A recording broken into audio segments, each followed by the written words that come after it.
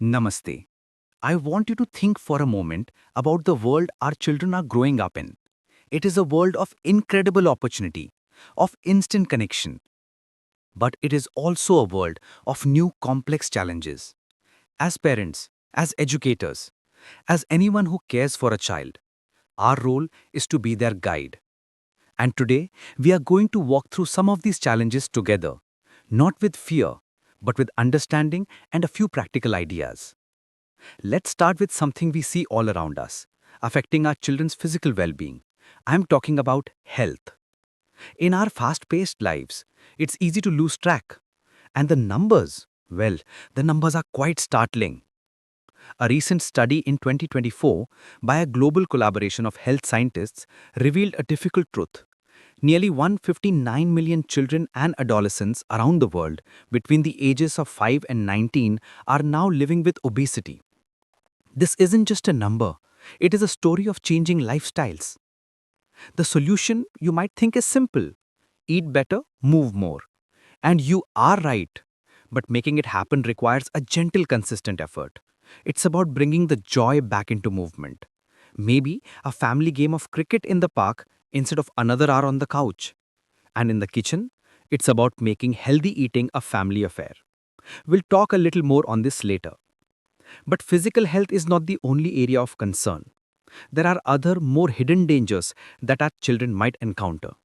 Think about the pressures they face. As they grow older, they step into a world where they might be exposed to things like alcohol or tobacco.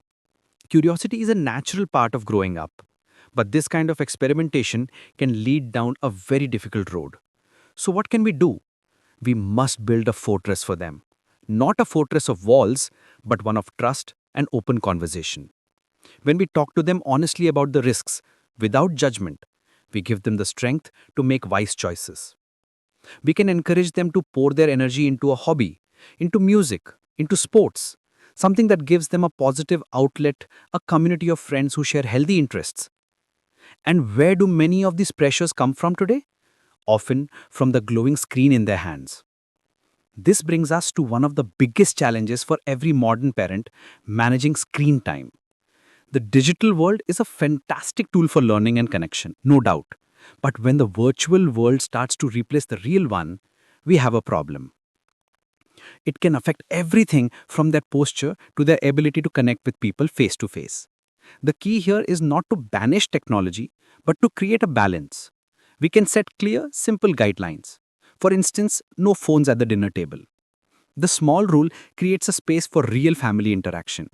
We can also encourage activities that are completely offline, reminding them of the joy of feeling the grass under their feet or the thrill of a good book.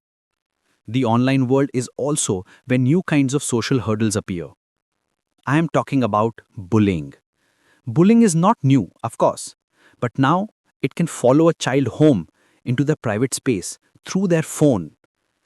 This can have a deep impact on a child's confidence, on their self esteem. Our first job is to create a safe harbor at home, a place where our child knows they can talk about anything without being dismissed. We need to teach them to recognize bullying for what it is and to have the courage to speak up, whether it's happening to them or to someone else. And we must work with their schools to ensure that the environment there is one of support and kindness for every single student. Building this kind of resilience, this inner strength, is perhaps the most important work we can do. A child with a healthy sense of self esteem is better equipped to handle all of life's challenges. How do we build it? Not with empty praise, but with genuine appreciation for their effort. When they try something new and they fail, we can teach them that mistakes are not the end, but simply learning opportunities. We can encourage them to explore new activities, to find something they're passionate about, and support them as they grow. This helps them understand their own worth. Hand in hand with self esteem comes the ability to understand and express emotions. Many children find it very difficult to say what they're feeling.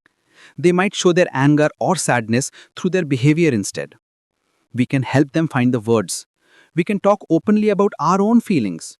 We can use stories to explore different emotions, helping them see that it is perfectly okay to feel sad or angry or scared sometimes.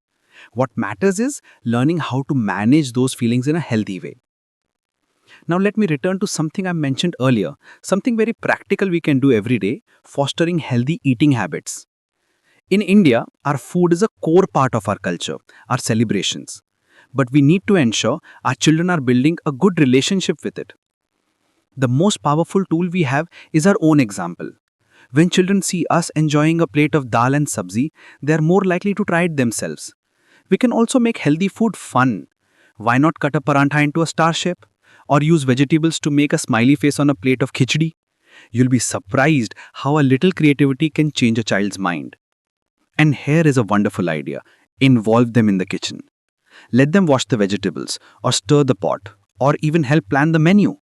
When they have a hand in making the meal, they feel a sense of pride and are far more likely to eat it.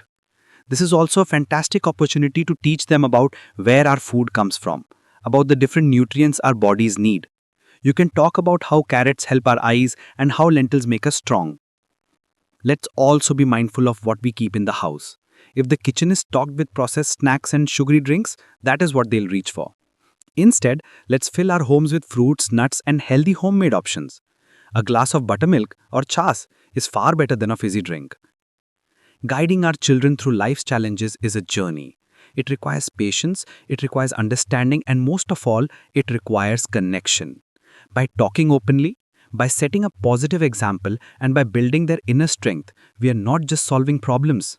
We are laying the foundation for them to grow into confident, kind, and resilient adults. And that is the most wonderful gift we can ever give them. Thank you for listening.